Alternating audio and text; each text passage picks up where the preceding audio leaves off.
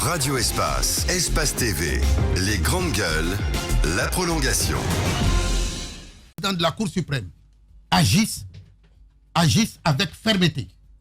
N'est-ce pas? Parce que c'est eux qui sont censés sanctionner. D'accord, moi j'ai une question toute simple, Moussa. S'il vous plaît, je termine. Oui. C'est eux qui sont censés sanctionner toutes les décisions. Et les décisions tordues, là, qui sont rassemblées, les magistrats sont connus, ceux qui l'ont rendu. Et moi, je pense que le ministère en est informé. Et on peut les interpeller. Vous les sanctionnerez? Non, oui, bien sûr. Mais aussi, il faut les aider à être formés. Peut-être qu'il y en a qui rendent de mauvaises décisions. Vous avez commencé à parler de réconciliation au début de votre speech. La réconciliation suppose aussi que beaucoup de Guinéens soient rétablis dans leurs droits. Il y a beaucoup d'injustices dans ce pays. Il y a eu des cas de mort lors des manifestations. Il y a le procès du 28 septembre. Il y a autant d'autres procès qui sont encore pendant devant les juridictions ou qui ne sont pas en train d'être tenus. Vous, président, comment vous allez faire l'alliage entre la réconciliation qui suppose qu'il faut réunir tous les Guinéens et peut-être demander pardon pour tous les Guinéens et rendre justice à ceux qui ont été brimés dans leurs droits depuis les indépendances jusqu'à aujourd'hui? Comment allez-vous faire ça? Nous sommes dans un pays, quand même, hein? Et vous ne le contesterez pas, où il y a des personnalités qui sont de haut rang, respectables, parce que nous ne pouvons, ils sont vertueux. Dans un pays, il faut faire confiance à ces hommes souvent. Moi, président de la République, je serai à l'écoute de tout le monde. Nous avons nos chefs religieux, chrétiens et musulmans, qui font le meilleur d'eux-mêmes pour nous appeler à la paix et à la conciliation. Mais, M. Roby, quelle que soit votre volonté de réaliser ce que vous venez de dire là, quel que soit l'élan de ces chefs et distingués religieux, si l'onction politique du président de la République ne couvre pas tout ça, ça ne servira à rien. Moi, président de la République de Guinée, je serai d'abord à leur écoute. Je saurai identifier des Guinéens, et il en existe, il y a des talents, il y a des hommes vertueux dans ce pays, qui sont peut-être méprisés et ignorés. Je leur ferai appel dans toutes les couches de notre société pour leur dire exactement qu'allons-nous faire. Je ne serai pas le président qui viendrait leur imposer un programme. Je les écouterai. Il faut rester à l'écoute du peuple, à l'écoute de ses concitoyens. D'accord. Et non et surtout les plus distingués. Qui dit organiser ou réorganiser évidemment ce domaine-là, c'est peut-être partir avec aussi des chiffres.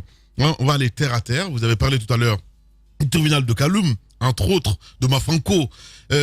Diba posait cette question, à savoir aujourd'hui à l'intérieur du pays. C'est très important parce que si vous devez faire des réformes, il faut aussi connaître le domaine. Cela n'exclut pas que vous êtes avocat, vous êtes comment je vais dire, un homme de la justice, j'en sais rien du tout. Mais si on parle un petit peu en ce qui concerne la cartographie, mon cher Diba Minimono. Oui, justement, il faut rapprocher la justice des justiciables. Ça a été aussi cette vision de Alpha Condé. Aujourd'hui, ils ont développé les tribunaux de première instance à l'intérieur du pays. Est-ce que vous, parce que beaucoup disent que ça ne marche pas, parce qu'il y a cette confiance encore qui manque, comment vous comptez peut-être rétablir les choses et aller au-delà de cette proposition de Frise Alpha?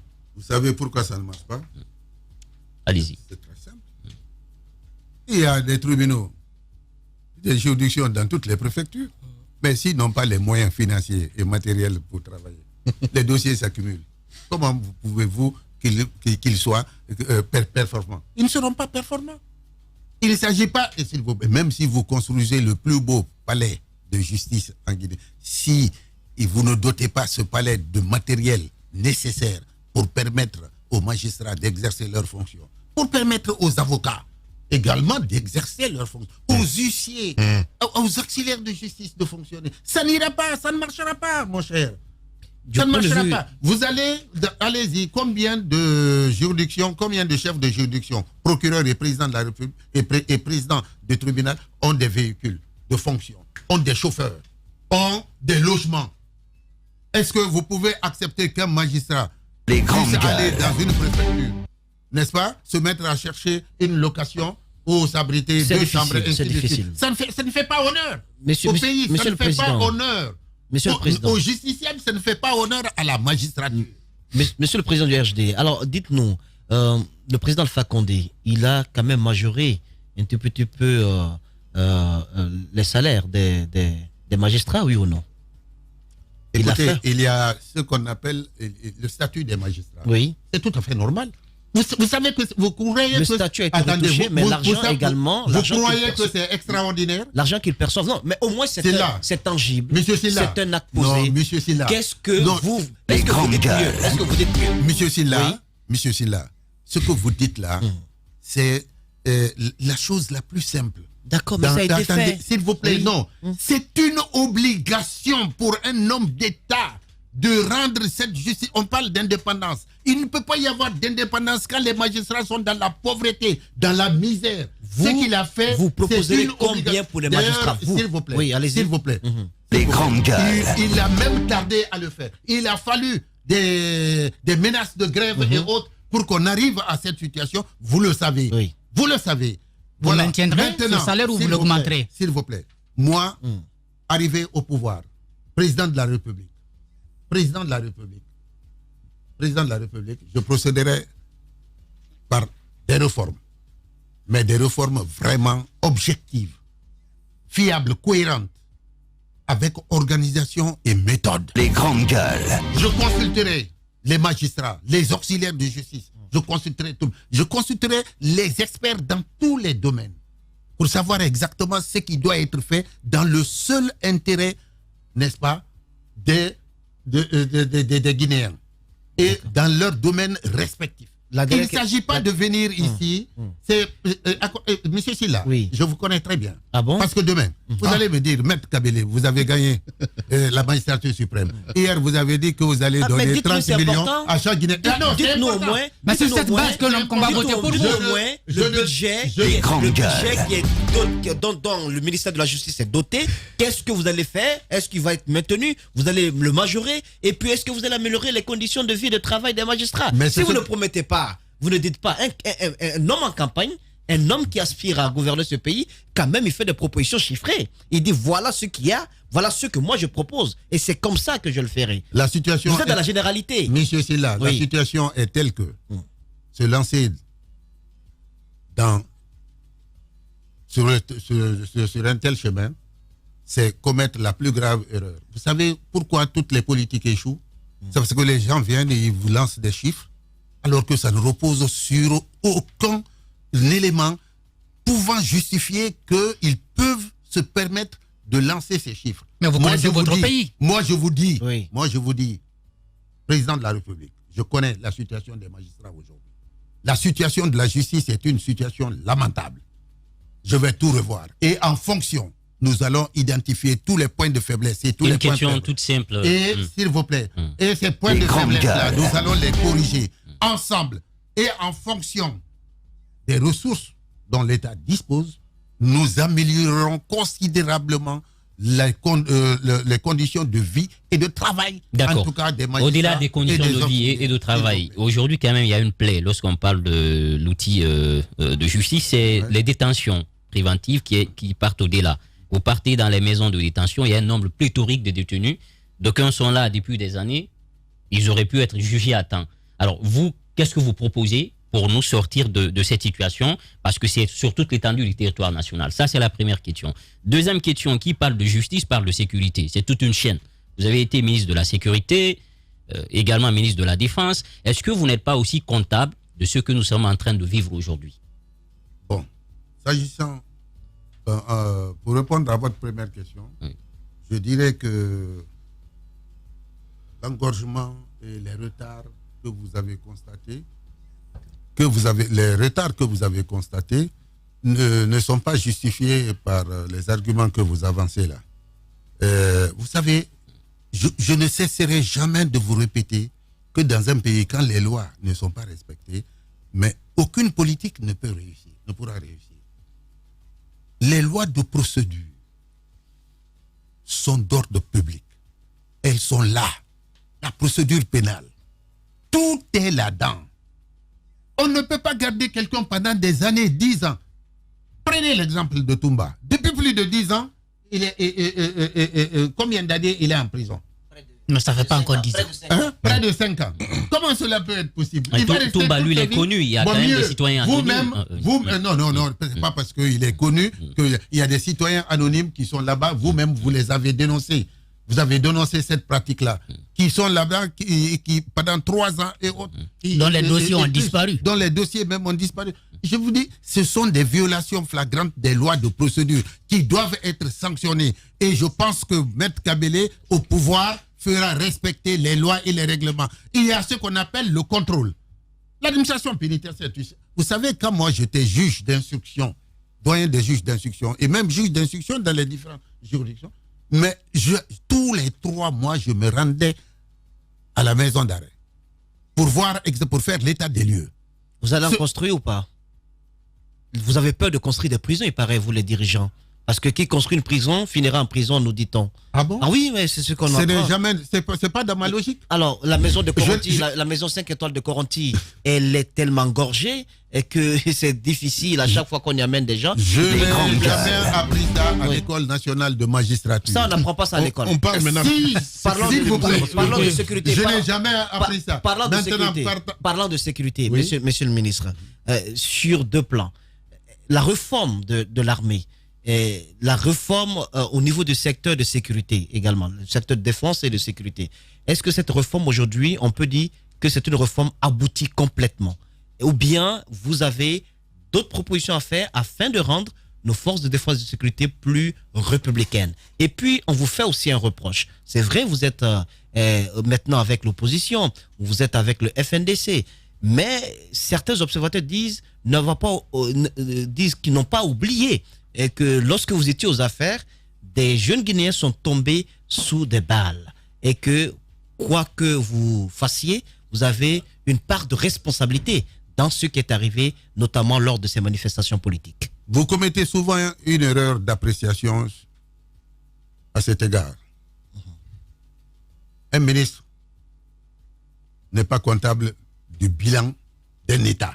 C'est le président de la République qui doit assumer le bilan, qui doit justifier son bilan, ainsi que son premier ministre, pour conduire la politique et l'action de l'État. Un ministre, vous ne pouvez pas regarder dans les autres pays. Non, parlons de la Guinée.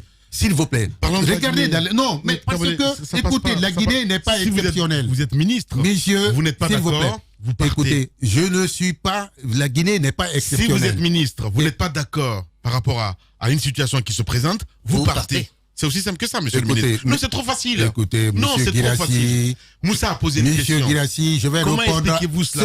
Ne nous amenez pas dans d'autres pays. S'il vous plaît. Le cas de la Guinée. Vous étiez ministre, monsieur. Monsieur Guirassi, oui. Je suis candidat à l'élection présidentielle. Oui. Ce n'est pas à moi de défendre le bilan. Non. C'est pas une question de défendre un bilan. S'il vous plaît, monsieur. Il vous a posé une question bien précise. Monsieur Guirassi. Ce n'est pas à moi de défendre le bilan des 10 années. J'étais un ministre. C'est pas ce qu'il a dit. Le bilan, c'est imputable au président de la République et à son premier ministre. Peut-être que vous n'avez pas compris. Vous avez agi pour lui. Vous avez agi pour le président. Oui. En ce qui concerne maintenant la réforme de l'armée, vous savez très bien que cette réforme la réforme du secteur de sécurité a été abandonnée, presque. Ah oui. Ah oui, oubliez. Vous entendez parler de la réforme? Non. Écoutez, au niveau de la défense, je suis allé jusqu'à la loi de programmation militaire qui, si elle était mise en œuvre, allait considérablement améliorer les conditions de vie matérielles et financières des forces de défense. Mais cette loi de programmation militaire, adoptée par l'Assemblée nationale, promulguée par le président de la République, n'a jamais connu d'application. Ah oui. Ah oui. Et vérifiez. Vérifiez. Qu'est-ce qu'elle prévoyait cette loi? Qu'est-ce qu'elle prévoyait? Mais je vous dis que c'est permetté. C'est une loi. La loi de programmation militaire est un texte qui prévoit, n'est-ce pas, des programmations qui viennent s'agréger au budget initial de l'armée. Par exemple, la loi de programmation militaire peut prévoir un budget de de 20 000 ou bien de 50 milliards de francs guinéens à ajouter, n'est-ce pas, au budget initial. Ça va renforcer. Ça n'a pas été fait, donc. Ça n'a pas été fait. Bon. En clair, monsieur le ministre. Ensuite, vous dites souvent, monsieur le président, vous dites souvent, avant de passer, je vais non, juste comprendre. attendez. Non, mais si c'est important. Il boit un peu d'eau d'abord. Oui, non, mais c'est important, Moussa. Oui. Vous dites souvent, dire que l'erreur que vous commettez quand vous souvent, étiez ministre de la Défense, quand vous étiez ministre de la Défense, vous n'avez pas, je veux dire, tous les moyens nécessaires. C'est ce que vous essayez de nous faire comprendre ce matin. Non, vous n'avez rien compris. Alors là, mais c'est vrai. Écoutez, entre la loi, vous savez ce que c'est une loi de programmation militaire? Mais vous ne connaissez pas. Lamine, je dis, s'il vous plaît, restez tranquille. Je vous dis que la réforme du secteur de sécurité a été abandonnée. Avez-vous entendu parler de la tenue du comité de pilotage comme on le faisait du temps où j'étais là-bas? Comité de pilotage. Voilà. De défense nationale. Mais du secteur de sécurité, c'est toute une programmation. C'est toute une organisation. Il y a l'unité de gestion, il y a les comités sectoriels, n'est-ce pas, pour la réforme du secteur de sécurité. Mais vous vous rendez compte de ce que vous êtes en train de dire là? S'il vous plaît, Vous vous rendez compte de ce que vous êtes en train de dire là, monsieur le ministre, monsieur le président? Vous avez dit ici, quand on vous a invité à chaque fois, vous vantez, les réformes de mais je vous dis, depuis que j'ai quitté, c'est bloqué. Oh ben voilà. Mais il faut l'accepter, c'est ça la réalité. Le Conseil supérieur de défense. Je ne vous crois pas. Lamine, je vais vous citer encore un autre exemple. Monsieur le Président, il y a quelques instants, c'était de réussite. S'il vous plaît, je vous dis que le Conseil supérieur de défense est un organe supra. Oui. Avez-vous entendu parler du Conseil supérieur de défense ici? Quand il y a eu une catastrophe comme la pandémie, vous refusez d'accepter la logique que je suis en train de dire. Il y a quelques années, c'était une réussite. Non. Écoutez, vous avez la peur au ventre, monsieur Lamine Guirassy, vous avez la peur au ventre. Je vous le dis, si vous avez la peur au ventre. Sinon, vous me laisserez développer ça. Allez-y. Écoutez, allez-y. N'ayez pas peur. Sortez de ça. Je serai le garant de votre protection demain. N'ayez pas peur. Quand je serai président, je vais vous protéger. Parce que la liberté d'expression et de pensée sera de mise. S'il plaît à Dieu. Lamine Guirassy, avez-vous entendu parler du Conseil supérieur de défense? Non. Bon. Cependant, ça existe. Ça existe, hélas. Que s'est-il passé? Ah mais non, qu'est-ce qui s'est-il passé? Allez leur demander. Comment ça, allez leur demander? Le président du Conseil supérieur de défense. Oui. Écoutez. Mais il rencontre les généraux. Il rencontre les généraux. S'il vous plaît. Il rencontre le général, le chef d'état-major général. Ce n'est pas ça. Le Conseil supérieur de défense est un organe supra. C'est comme le Pentagone. C'est comme tout autre conseil. On a dit Conseil national de sécurité. C'est là-bas où c'est pas tous les ministres qui y vont. C'est quand il y a par exemple pandémie, catastrophe naturelle. On réunit le Conseil supérieur de défense pour prendre les grandes décisions de souveraineté. Les décisions sensibles. Les questions sensibles de souveraineté. Ce n'est pas appliqué ici en Guinée. Comme la chercher, il y a les textes. Comme la fermeture. Faites des investigations. Peut-être que c'est le Conseil qui a décidé la fermeture de nos frontières avec la Guinée-Bissau et le Sénégal. Quand le Conseil supérieur de défense se réunit, c'est publié. À votre époque, ça se réunissait. L'information est donnée.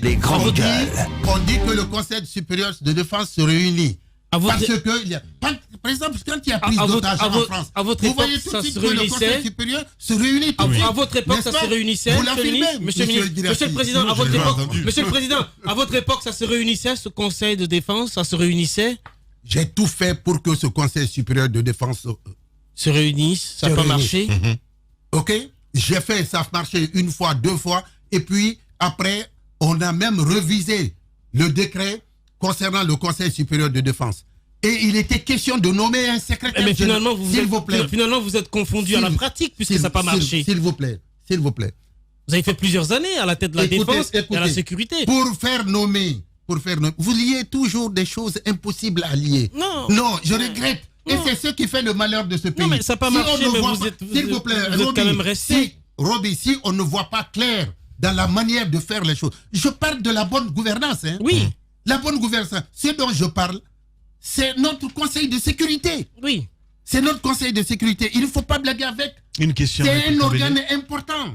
S'il vous plaît. Vous avez fait une proposition à l'époque. Ça n'a pas marché. Pourquoi vous n'avez pas quitté? Pourquoi? Mais pourquoi vous ramenez les choses? Non, allez demander. Non, c'est trop facile. Assumez. C'est trop facile. Je n'assume rien du tout. Comment ça, vous n'assumez rien Je n'assume rien du tout. Je regrette. Vous voulez être président Vous revenez toujours à vos questions terre à terre. Non, n'est-ce pas? Qui ne fait pas avancer. Mais non, je regrette. Mais les vrais gens nous écoutent aussi, monsieur Guirassy. Vous êtes en train... Non. C'est la déviance. Vous êtes en train de dévier. Non, pas du tout. Non, ça n'a rien à voir. Je parle d'une question. Non. Je vous parle d'une question fondamentale pour notre pays. Attendez. Non. Je vous parle d'une question fondamentale pour la Guinée, pour la survie de la Guinée, oui, pour la défense de l'intégrité de la Guinée. Là, on est sur la même longueur s'il vous plaît. Je vous pose la question sur maintenant. des choses terre à terre. Non, pas du tout. Ce n'est pas normal. Non, pas du tout. Je vous ai posé la question. Roby a demandé. Est-ce que ce conseil s'est réuni une ou deux fois? Vous avez dit jamais ça n'a marché. D'accord? Je regrette. Je l'ai dit. Oui. J'ai dit ici. Oui. Que quand j'y étais. Oui. Le conseil s'est réuni 2 ou 3 fois. Oui. Sur des questions fondamentales. Ok? Vous savez, quand, par exemple, il y a eu des crises en Guinée forestière et que les zones minières ont été attaquées et autres, j'ai proposé la tenue du Conseil supérieur de défense pour que nous puissions élaborer une bonne politique de sécurisation de nos zones minières. Oui. De nos zones, sans pour autant les militariser. Et quand il y a d'autres questions majeures, n'est-ce pas, qui interpellent l'État guinéen, et qui pourrait affecter la vie de la population guinéenne, je fais des propositions. Voilà. Mais le fonctionnement du Conseil, la décision du Conseil pour faire fonctionner le Conseil supérieur de défense, ce n'est pas au ministre, c'est au président de la République. Regardez dans la Constitution, c'est le président de la République qui propose. Alors, monsieur le ministre, je vous renvoie au texte. Monsieur le ministre, on parlait tout à l'heure de cette fermeture des frontières. Oui. Beaucoup d'observateurs se posent la question de savoir, est-ce que la menace, elle est réelle, à votre avis? La menace n'est pas réelle. Ah ouais? Oui, s'il vous plaît, la menace n'est pas... Oui. C'est de la fanfaronnade. C'est tous, oui, s'il vous plaît. Oui. C'est pour tout simplement... on prépare contre nous. Voilà, c'est pour tout simplement faire croire aux Guinéens qu'il y a tentative d'invasion de la Guinée, il y a des complots qui se préparent, ou que l'opposition est en train de faire ceci ou cela, tout simplement, tout cela pour masquer peut-être les résultats qui vont sortir. Mais nous veillons là-dessus, parce que les résultats qui sortiront des urnes seront surveillés. Et si on donne un autre résultat, là, nous serons là encore. Monsieur Kabele, donc Maître Kabele, moi, je voudrais vous ramener sur une proposition que vous avez écrite dans votre projet qui circule. C'est par rapport à la gouvernance locale. Une proposition plutôt précise. Pour la mise en œuvre, vous allez nous expliquer tout à l'heure. Vous voulez créer une sorte de gouvernement régionaux, des assemblées régionales. Donner plus de force à la décentralisation. Mais je veux dire que vous allez même au-delà de la décentralisation telle qu'elle se présente aujourd'hui. Pourquoi une telle proposition et comment vous mettez cela en œuvre? Est-ce que cela suppose que vous retravaillerez même la Constitution? Écoutez, pour abonder pour répondre à votre dernière question là, c'est-à-dire que est-ce que je vais retravailler la Constitution? Cela veut dire que je vais organiser le référendum pour changer la Constitution. C'est la proposition que vous avez faite pour l'instant, qui peut-être va l'obliger. Je ne me prononcerai pas sur cette question. Pour l'instant, je suis un candidat. Vous allez diriger sous la Constitution que vous-même vous avez combattue? Écoutez, le moment venu... Vous allez diriger avec la Constitution que vous avez... Vous allez diriger avec la Constitution...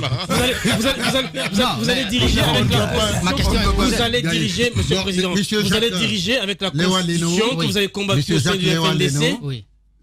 Dans notre programme, nous mettrons l'accent sur la décentralisation, la déconcentration. C'est très important. Nous permettrons, n'est-ce pas, aux préfets, aux préfectures, aux régions de travailler et d'avoir les moyens de leur politique. Et parce que, vous savez, tout est écrit. Tout est écrit. Voilà. on ne peut pas les réduire à leur simple expression. Parce que les gouverneurs, les préfets, les sous-préfets, tous, les mêmes, les maires, aujourd'hui, quel est le travail qu'ils sont en train de faire? C'est tout simplement exceller en zèle, s'il vous plaît, exceller en zèle pour faire l'éloge du pouvoir en place d'un homme qui va passer demain. Et c'est pourquoi les régions sont en retard. Aucune politique cohérente, fiable, n'est mise en œuvre de choses, n'est à leur portée. Bien. Diba, on va évoluer. Mais non, nous aurons des véritables acteurs qui vont assurer le commandement du territoire. Bien. Parce que le commandement du territoire n'est pas à la portée de tout le monde. Hein. Bien. Voilà, nous choisirons, et il y a des hommes guinéens qui sont compétents et qui ont appris ce que c'est le commandement du territoire. Bien. Maître Abdoul Kabele Camara, président donc de RGD, notre invité ce matin chez les GG sur Radio Espace. Les grandes gueules, la minute, oui ou non? Un feu roulant de questions avec une seule réponse possible, oui ou non? Langue de bois, s'abstenir. Langue de bois, s'abstenir, il n'en a pas l'air ce matin. Notre invité ce matin, Maître Abdoul Kabele Camara, que vous allez retrouver d'ailleurs pour votre plaisir avec la soirée électorale ce soir sur Espace TV. Maître, on vous posera des questions, vous allez répondre oui ou non. Et puis derrière, vous aurez 3 minutes évidemment pour vous adresser au peuple de Guinée. Roby. Alors Maître, ou le président, monsieur le président, vous, président, au soir du 18, est-ce que vous allez diriger avec la constitution que vous avez combattue au sein du FNDC? Oui ou non? Oui ou non? Écoutez, il faut être logique. Oui ou non? Oui ou non? C'est les deux alternatives. Non, je ne répondrai pas à cette question de cette façon. Oula. Oui ou non? Alors vous avez joker, si vous voulez. Oui ou non? Au soir du 18 octobre, 2 candidats se qualifient pour le second tour et non vous soutenez l'opposant. Nous voulons l'alternance, je soutiendrai l'opposant. L'opposant. Oui ou non, si le président Alpha Condé ne vous débarquait pas à travers un décret, vous serez toujours dans le gouvernement et vous battrez campagne du côté de Koya aujourd'hui? Non. Oui ou non, de la question du 3e mandat, vous en avez parlé avec le président Alpha Condé? Non. Oui ou non, à l'image de cet extrait, de ce document sonore que nous avons écouté tantôt, président de la République, Maître Abdoul Kabele Camara, appellera ses procureurs pour leur donner des injonctions sur des dossiers? Non. Diba Milimono. Oui ou non, les réformes que vous avez entamées au ministère de la Sécurité n'ont pas porté fruit aujourd'hui? Elles sont abandonnées. Oui ou non, au soir du 18 octobre, si le président Alpha Condé était déclaré président, vous porteriez la même voix que le président de l'UFDG qui dit ne pas appeler à l'accalmie? Il faut répéter votre question. Oui ou non, au soir du 18 octobre, si le président Alpha Condé venait à être déclaré vainqueur, vous porteriez la même voix que le candidat de l'UFDG qui dit ne pas appeler à la Roby, c'est impossible, il ne pourra pas être élu le soir du 18 octobre. C'est impossible. Oui, il sera battu. Il sera battu. S'il n'est pas battu, oui ou non, et qu'il vous ouvre des ministères, des portefeuilles clés que vous aimez tant, la défense, la sécurité ou les affaires étrangères, vous irez rapidement. Mais écoutez, je vous ai dit ici. Oui ou non? Oui ou non? Attendez, je vais vous rappeler l'histoire. Oui ou non? Quand je vous ai parlé de Yorba, tu as dit que qu'est-ce que c'est ça? Yorba, tu n'as pas connu ça? C'est quoi ça? Voilà. C'est la même question qui revient. Vous savez, quand les bonnes femmes pilent le riz, là, ils font vaniller le riz. Tu vois, les petites graines, les brisures, les minuscules. Il est en train de nous enfumer. Qui restent là. OK? Oui. Même si je dois vivre de ça, je vivrai de ça. Mais je suis un homme indépendant. Oula. Je suis avocat. Il ne faut jamais dire jamais. Je vis du fruit de mon travail. Il faut jamais dire jamais. Il faut jamais dire jamais. On verra bien. Je vous regarde dans les yeux. Non, mais là, c'est important. Non, on verra bien. On verra bien quoi? Je dis, on verra bien. C'est important. Vous avez bien fait de préciser. Oui. Vous savez, je ne suis pas en quête. À mon âge. Ça glisse. S'il vous plaît, ça ne glisse pas. OK. Je n'irai pas travailler avec le président Alpha Condé. D'abord, il ne sera pas élu. C'est un autre président qui va être élu. Voilà. Bien. Je n'irai pas. Oui ou non, pour cette élection, vous êtes juste venu tâter le terrain? Non. Non. Les GG continuent sur Espace TV. Les grandes gueules. Le jeu des photos, une perception, une idée, un mot pour définir un leader d'opinion, une personnalité politique guinéenne. Voilà, cette autre rubrique, hein, maître, on posera évidemment, enfin, on va proposer les personnalités, des photos à l'antenne, et vous allez nous dire un petit peu ce que vous pensez de ces personnalités guinéennes, mon cher Obi. Abdraman Sano, du FNDC. Comment vous le définissez en 2 mots? Abdraman Sano, mais c'est un garçon qui est cohérent avec lui-même. Hein. Maître Sako. Maître Sako, c'est le même type de personnalité. Vous savez, c'est un avocat qui sait s'assumer. Hein. Yané. Qui c'est Yané? L'actuel ministre de la Défense. L'actuel ministre de la Défense? Ouais. Oh, je le connais très peu. L'actuel ministre de la Justice, Mori Doumbouya. Mori Doumbouya, oui,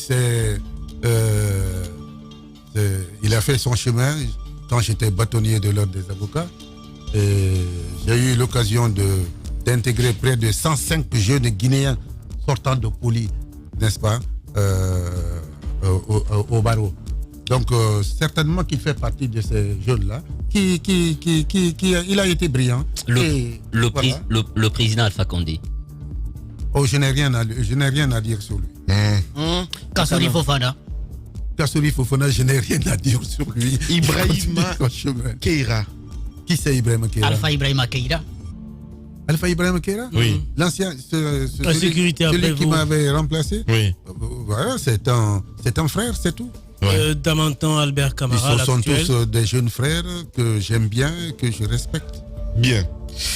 Allez, on a terminé. Ce dernier, jeu de photo aussi. Oui. Le colonel Alpha Mamoudou Bari, ancien porte-parole de la gendarmerie nationale. Ah, c'est un garçon magnifique. Magnifique, qui croupait en prison depuis. Il croupait en prison. Vous voyez, une des raisons pour lesquelles je dis que les lois et les règlements ne sont pas respectés dans ce pays. Ce monsieur a parlé, il avait la liberté d'expression.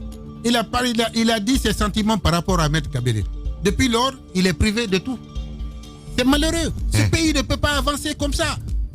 Pourquoi à chaque occasion, on doit brimer un Guinéen parce que il n'a pas fait les éloges dithyrambiques de celui-là qui est au pouvoir. Parce que, oui, parce que il a dit... Vous, apparemment. Hein? Il vous a préféré à plus fort que vous. Ouais, il m'a préféré. Je n'étais même pas en Guinée. Oui. Je n'ai jamais eu de contact avec ce monsieur. Mais c'est son sentiment personnel. J'ai travaillé avec eux. Donc, il a exprimé un sentiment. Pourquoi le brimer à cause de ça? Bien. Pourquoi? Bien. C'est une injustice flagrante. C'est inadmissible. C'est pour cette raison que je dis encore une fois, les Guinéens ne doivent plus renouveler leur confiance au président sortant et à son équipe. C'est fini ça. De telles attitudes contre les Guinéens. Ce garçon qui a fait ses humanités, qui a fait de grandes écoles, qui a été brillant, que tout le monde a apprécié, il est abandonné aujourd'hui, méprisé, maltraité. C'est inadmissible. Ça me fait penser à une deuxième photo, celle d'un reggaeman que vous connaissez bien. Oui. Il vient de Koya aussi, Takana Zion. Oui. Actuellement, il est hors du territoire parce qu'il dit-il, il fallait que je sauve ma tête. Mais écoutez, c'est pas surprenant. Pendant 10 ans, 2 de nos anciens présidents sont en exil forcé à l'extérieur. Moussa Dadis Camara, Sekouba Konaté. Qu'est-ce qui justifie leur présence encore à l'extérieur? Alors qu'on a un président de la République qui est là depuis 10 ans, il n'a rien fait Parce qu'il veut pas pour rentrer. le retour de Moussa Dadis Camara ici, quelles que soient les circonstances. Bien. Si c'est lié au procès... Moussa, il faut que je rende l'antenne, s'il vous plaît, malheureusement. Il faut que je rende l'antenne, malheureusement. Voilà, vous avez cette caméra, Maître Abdoul Kabele. Non, vous allez avoir le temps ce soir à la télé. Hein. Vous avez cette caméra. Vous avez à vous adresser, évidemment, au peuple de Guinée. Abdoul Kabele Camara, moi, président de la République de Guinée. Chers compatriotes,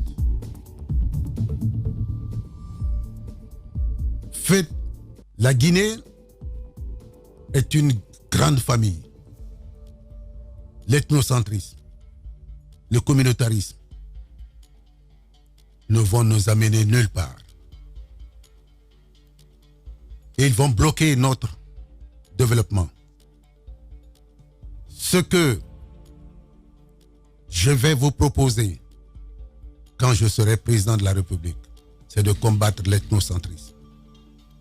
Je vais réconcilier les Guinéens, les rassembler d'abord, cultiver la promotion du pardon pour que nous puissions développer ensemble notre cher pays. Je disais tantôt qu'aucune politique publique, aussi performante soit-elle, ne saurait produire des résultats escomptés dans la division. Chers compatriotes, je suis un homme de paix, de tolérance. Je suis pondéré. Président de la République, je serai à équidistance de tous les partis politiques. Je ferai respecter les lois et les règlements. Le malheur de ce pays et les faiblesses caractéristiques de notre pays aujourd'hui tournent autour du non-respect des lois et des règlements. Nos chefs religieux seront écoutés. Nos gardiens des valeurs traditionnelles des coordinations régionales seront écoutés. Je serai à l'écoute de tous les Guinéens parce que la Guinée a besoin d'un président qui reste à l'écoute des Guinéens, qui rassure, qui ne tient pas des propos incendiaires. Le président de la République que je serai au-dessus de la mêlée et je donnerai l'exemple. Chers compatriotes, je vous invite à me faire confiance. Je suis un homme d'honneur, respectueux de ses engagements. Le serment que je vais prêter, je le respecterai. Je ne serai jamais parjure. Je vous remercie. Merci beaucoup à Maître Abdoul Kabele Camara. Il était notre invité ce matin chez les GG. Et grand merci à la régie, à Mafata Sano, Cabinet Condé, il était là, Alassane Diallo Papoutou. Merci à Prince Diallo ici à Conakry et à tous nos techniciens en région, mesdames et messieurs. Dans un instant, sur Radio Espace, vous avez rendez-vous avec Espace Première, avec Ibrahim Khalil Diallo et sur Espace TV évidemment. C'est Aïssa Toussané qui vous retrouvez pour le JT de 20h, juste derrière. Le plateau est évidemment proposé par Moussa Mouissi là, avec comme invité ce soir Abdoul Kabele Camara qui est là évidemment, et Premier ministre Cabinet Komara qui sera avec eux également, et puis il y a beaucoup d'autres invités pour votre plaisir. Prenez soin de vous, demain on se retrouve pour un autre numéro. Qu'Allah sauve notre pays, la Guinée. Au revoir.